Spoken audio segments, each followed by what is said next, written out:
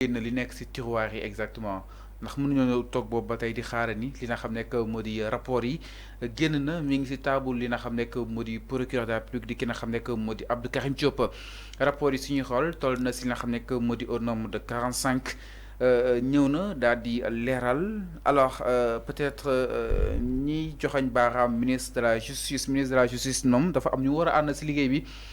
day gérer juste li nga xam nekk moo di l'établissement judiciaire mais am na ñu nekk si biir ñoo xam ne ñoo war a mën a liggéey bi activer li nga xam nekk moo di yenn si ay dossiers exactement enfin tout d'abord ñu def la part des choses le ministre de la justice ñu ne dafay gérer juste l'établissement mais ñi nekk si biir ñoom ñoo yor liggéey bi concrètement xam nga émission suba si dama la doon expliquer ni que dafa am processus. C'est pas le ministre de la Justice. C'est pas lui. Non. C'est pas le ministre de la Justice. Les corps de contrôle, si nous faisons les rapports là, nous avons le président de la République. Le président de la République, à son niveau, les personnes acquises de droit. Nous avons un rapport qui sur qui bobu la wara jaar ba téru ci procureur table procureur ba procureur instruire ko au niveau du juge. Mais c'est tout un processus. Donc, il suivre. Donc, dire que c'est le ministre de la Justice, moi, c'est pas lui. C'est pas lui. C'est une affaire d'État. La justice, c'est l'État. Le président de la République, c'est l'État. Le premier ministre, c'est l'État. Les corps de contrôle, c'est l'État. L'administration, c'est l'État. C'est une affaire d'État. C'est pas de quelques-uns ou la Benonite. Benonite, mounoul de ces rapports-là, moulaire. Mounoul. Ben nit mënul leeral ces rapports là dire que le ministre de la justice Ousmane Diagne moo ko war a leer déedéet c'est pas lui seul moom dañuy teg ci table am ay rapport comme ni ñuy tegee ay rapport ci table président de la république ci premier ministre ci procureur moom tamit noonu la ñuy tegee ay rapport ci table am moom tamit mu woo à qui de droit jébbale rapport yooyu. Donc il ne s'agit pas de ça, il faut que mu leer ci bopp sénégalais. Moo tax ngeen gis fi voilà, moo tax ngeen gis fi ay rapport ci jamono ci Macky Sall mu teg ci coom-coom parce que procédure normale bu mu rapport yi war a jaar moom moo ko bloqué à son auteur. À la hauteur du palais la bloqué ces rapports là moom Macky Sall moo tax rapport yooyu mënul egg ci procureur.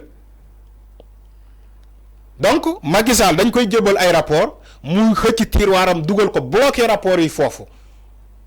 Mota Diomaye bu mu demee fekk na fa rapport yi il l'a dit ils ont trouvé des rapports ñoom bu ñu ñëwee fekk nañ fa ay rapports yoo xamante defar nañu ko depuis ci jamono Macky Sall mais c'est Macky qui a décidé de ne pas en faire une affaire personnelle mais concernant quand il s'agit de Ousmane Sonko il dit qu'il va faire une affaire personnelle comme l'a dit Omar Sow waxati na de toj na kaa si tey de ah l'ancien ministre Omar Sow ñu doon jàppale Bah Diakhaté génn na léegi de toj na ay kaasa sax mais loolu yëpp diversion sénégalais la ñu bëgg a tuur lëndëmal dinaa si ñëw dinaa la wax pourquoi wax naa ko fii ci benn émission nee naa la bu ñu demee ba egg ci jamono di nga gis la famille donc libérale mooy maanaam APR da ngay gis mu tas comme PDS nu mu tase woon wax naa ko fii ci benn émission ma ne la di nga gis ay nit yu toogoon ci Benno Bokk Yaakaar def ay sorties di tirer sur Macky Sall parce que dafa am lu ñu bëgg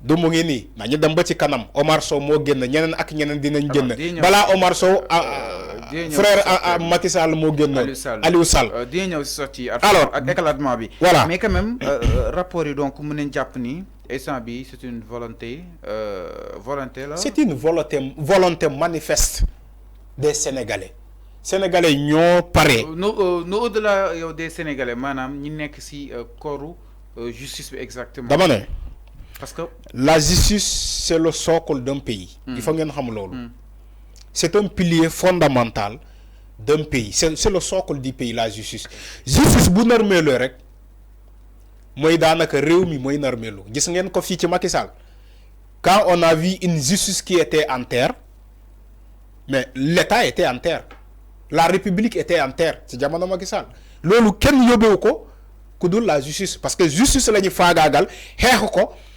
politiser ko ba justice bi normelu moo tax ñuy gis fan ngay situer responsable yi si retardu rapport yi fan ngay situer responsabilité yi mais responsabilité yi c'est des responsabilités partagées c'est des responsabilités partagées. C'est l'administration, la lenteur administrative. Lolo dang la. C'est une lenteur administrative. Non, oui, il y a une lenteur administrative. Tu sais pourquoi? Parce que nous commençons à instruire ces rapports-là. Il faut que la magistrature chamboule. Nous avons des magistrats dignes de confiance. Nous avons des réunis. De l'eau, nous avons. D'accord? Il y a une lenteur. Voilà la lenteur administrative. Parce que les affectations des magistrats là, mais lolo administration administration que ça soit administration pénitentiaire, judiciaire, tout ça c'est de l'administration. C'est le service public. Maintenant, c'est dû à cette lenteur administrative. Comment dire, rapport ça tarde dans l'exécution. Ça tarde dans l'exécution. Parce que lenteur administrative, dañu ne paré nañu le rapport bu ñu def à Diamniadio ci les assises jëbbal nañu ko président néna dina ci taxaw dans les jours à venir la magistrature va s'embouler. Tout ça prend du temps.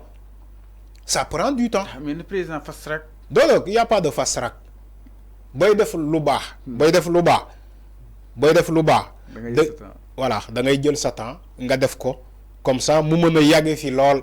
Mais boy fast tracké comme Macky Sall moy manam da ngay fast track après une semaine mu yakku nga yóbbu ko recycler wat ko nga andi ko mu yakku wat nga yóbbu wat ko peinture ko pour mu mel ni lu bees la alors que beesul. Donc lolu jaru ko motax mané boy changer xam la magistrature là c'est comme si une voiture qui est tombée en panne, la justice sénégalaise. C'est comme si on a une voiture qui est tombée en panne. Maintenant auto bu tombé en panne bu pané dang ko yóbbu ci mécanicien bi.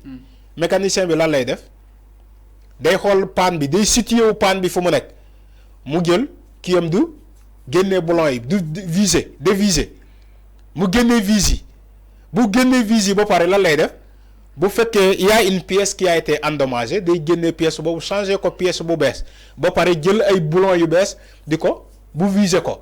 Mais la justice sénégalaise jamono bi ni non la. Alors c'est clair. Dafa am ay pièces yu yakku yu nek ci biir justice bi il faut que mu am une autre magistrature pour ñu dindi pièces yi ki yoyu yu yakku yoyu remplacer ko ak ay pièces yu bees ñu doxal auto bi tak nga daal di nekk ni auto bi tak. Mais tant que changé wuñu pièces yi yakku yi nek ci biir justice bi auto bi diñ ko taal fi ba suba du tak. Alors c'est clair. Donc moo tax ma ne la man xaaruma dara ci ce procureur là xaaruma dara ci moom. wax naa la ko ci suba si. Donc il faut ñu déviser ko. Il y a des magistrats, il y a des juges qui sont au niveau de cette justice sénégalaise là man xaaruma dara ci ñoom parce que lu yàq woon ci Macky Sall ñoom ñoo ko yàq bokk nañ ci lu ko yàq. Donc loolu mooy pièce bu bon bi il faut que ñu changer pièce boobu andi fa pièce bu baax comme ça justice bi jël beneen élan.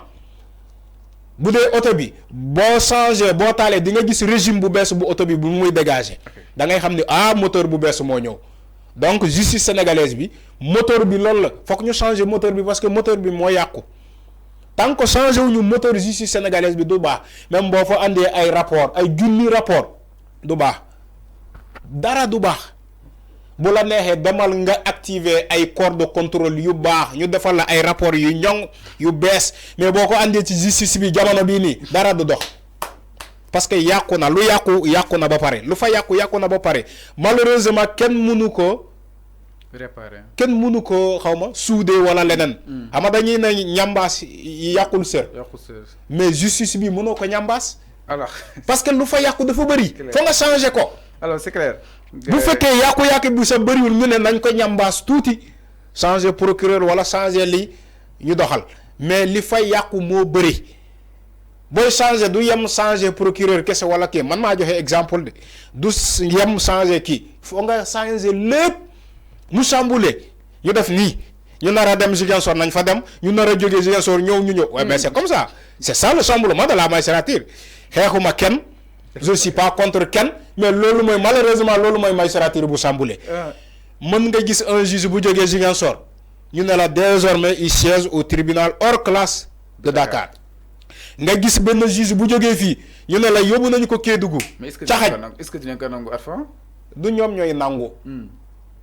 fonctionnaire de l'État dañ lay affecté comme ni ñuy affecté ñëpp. mais nee na laaj sa proposition déedéet kon yow lu ñuy bu ñuy affecté enseignants yi lu tax duñu leen laaj seen avis pourtant enseignants yi la ñuy ñeme di leen jël di leen sànni bu fongolomi enseignant bi day dem boo xamante ne sa lieu bu dépaysé xamu fa dara mais mu jàpp jàmburam liggéey parce que dafa gëm ni que un agent de l'État doo xool sa bëgg-bëgg état moo lay affecté mais pourquoi les magistrats les juges là les médecins ñun ñoom bu ñu leen affecté fu sori Dakar ñoom dañuy bañ il faut c'est ça l'interrogation. wala ñu bàyyi.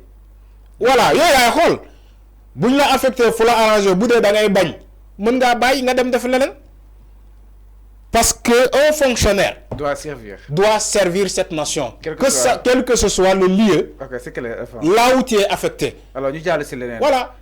Tout d'un coup, il faut se rendre à nous